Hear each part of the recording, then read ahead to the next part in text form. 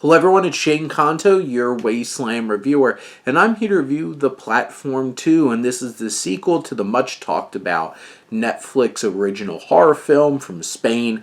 And this film, directed by Gaztelu-Urrutia, focuses on a young woman played by Melina Smith, who winds up trying to escape and get out of this platform prison.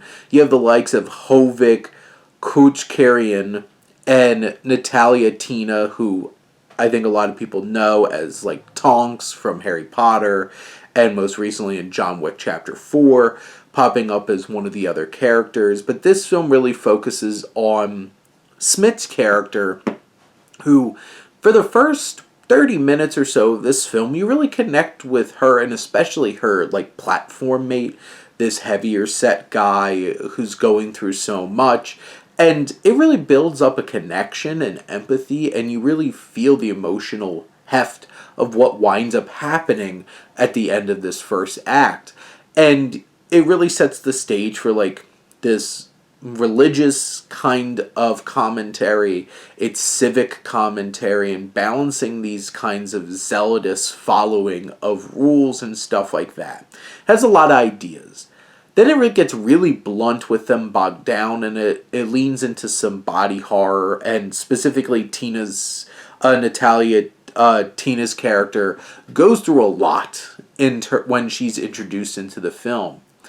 But I feel like this film gets overly, overdone, overly complex, muddled, and drawn out, honestly, and it gets too convoluted and messy as this film progresses. There's still some interesting, thrilling moments as the film progresses, and horrific kinds of body horror and such.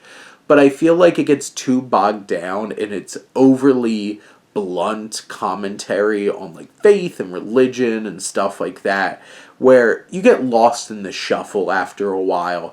And in the end, I feel like this film does a lot of the same of the first film, loses a lot of the emotional attachment within the first half of the film, and then you're just left to its ideas and the blood and the guts, and it loses its way and loses its focus too much to really stick the landing in the end. It's still a crazy watch, and I think people get some crazy genre enjoyment out of it, but in the end, it is not exactly the ride that the first film had, more consistently hitting on its beats. It tries to go too big too fast and kind of crumbles a bit under the weight of everything that it's trying to balance.